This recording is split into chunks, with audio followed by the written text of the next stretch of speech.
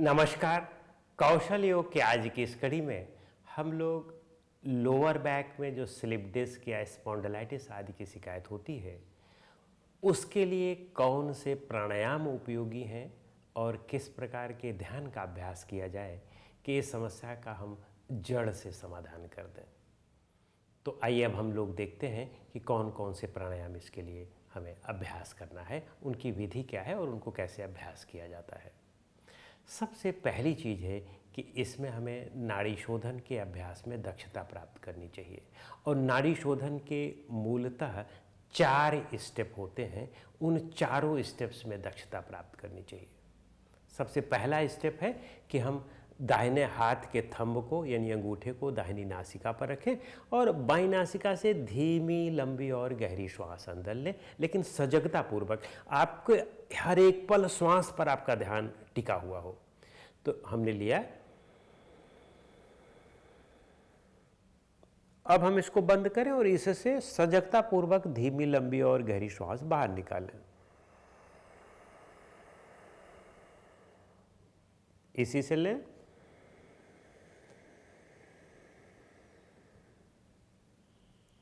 और इससे बाहर निकालें।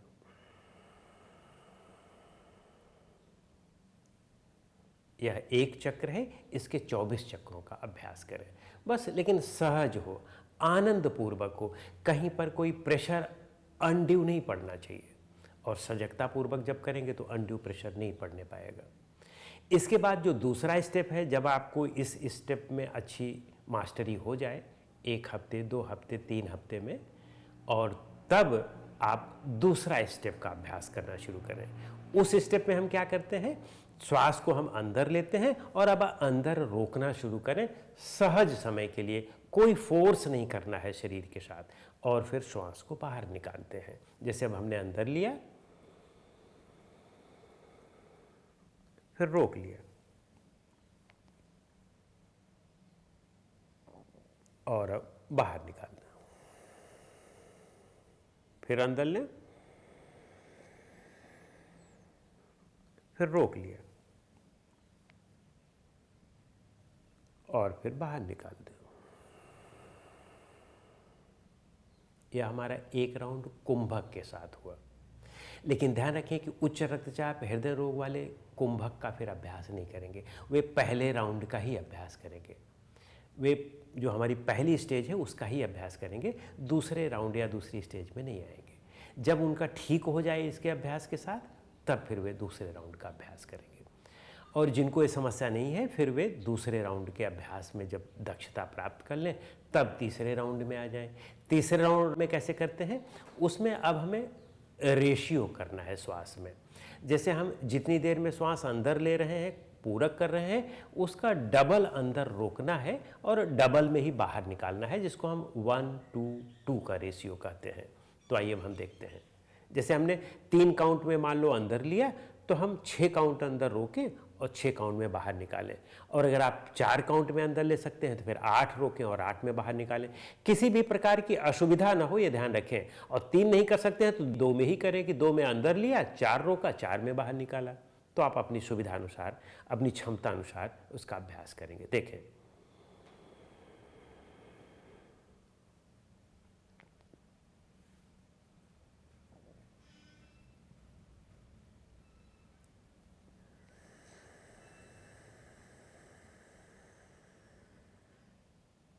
अंदर लें 3 में,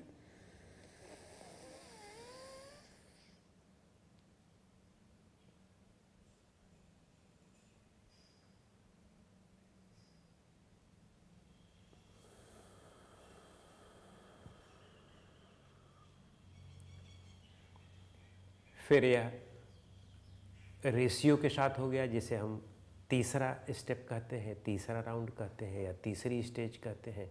इसमें भी दक्षता प्राप्त कर लें। कुछ दिनों तक इसका अभ्यास करते जाएं। जब आपको इसमें दक्षता मिल जाए, तब आप अब कुंभक और बढ़ाएंगे। 1 में आप अभी तक अंदर ले रहे थे, 2 रोक रहे थे और 2 में बाहर निकाल रहे थे। अब आप 1 अंदर लें और 4 रोकें और 2 में बाहर निकालें। 1-4-2 का रेशियो अपनाएं।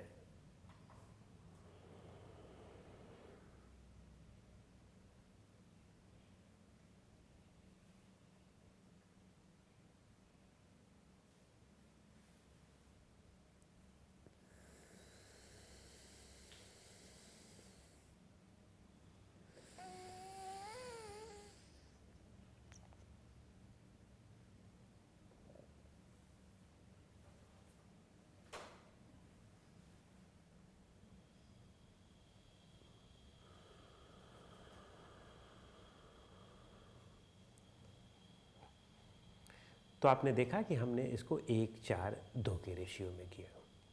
इसमें आपको दक्षता प्राप्त करनी है, लेकिन जो उच्च रक्तचाप और हृदय के रोगी हैं वे कुंभक का अभ्यास नहीं करेंगे। और फिर इसके बाद हमें उड्डयन बंध में दक्षता प्राप्त करनी है। उड्डयन बंध कैसे करते हैं? श्वास को हम बाहर निकाल करके बाहर रोकते हैं। ध्यान रखें कि इसमें भी कुंभक हो रहा है क्योंकि रोक रहे हैं श्वास को। तो कुंभक हमें इस बात को याद दिलाता है कि जिन्हें उच्च रक्तचाप और हृदय रोग हो वे कुंभक का अभ्यास नहीं करेंगे, और इसमें भी हमें कुंभक का अभ्यास करना होता है, इसलिए उच्च रक्तचाप और हृदय के रोगी इसका अभ्यास न करें। उड्डयन बंध कैसे करते हैं? श्वास को बाहर निकाल करके बाहर रोक लिया और फिर उसके बाद दूसरा स्टेप हाथ को इस तरह से उठाया, थोड़ा आगे झुके, और तीसरा स्टेप है कि पेट को अंदर की ओर खींच करके थोड़ा अंदर की ओर खींचें और फिर ऊपर की ओर दबाव दें। तो अच्छी तरह से इस तरह से दबाव के कि डायफ्राम जो है हमारा ऊपर की ओर जाना चाहिए, और तब तक इसको रोक करके रखें पेट को जब तक आपका श्वास बाहर रुका रहे। जब ये लगे कि श्वास में अब असुविधा होने लगी है तो उसके 2 सेकंड 3 सेकंड पहले ही पेट को नॉर्मल कर लें, हाथ को नॉर्मल कर लें, फिर श्वास को हम अंदर ले लें। अब आइए देखते हैं। रोक दिया,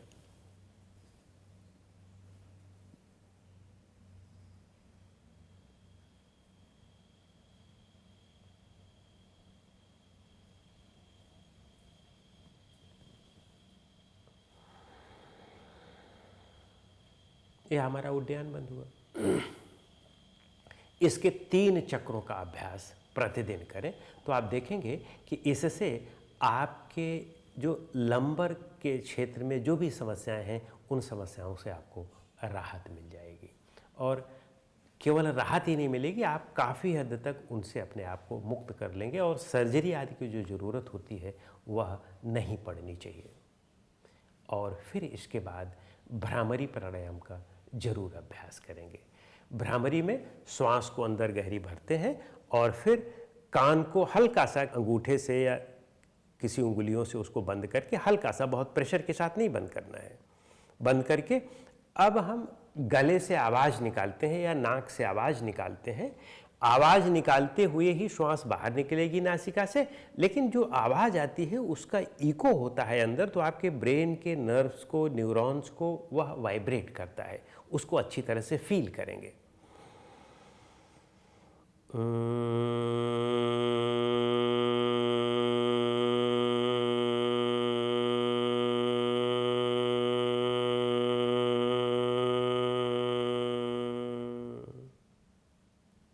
वापस आ जाए।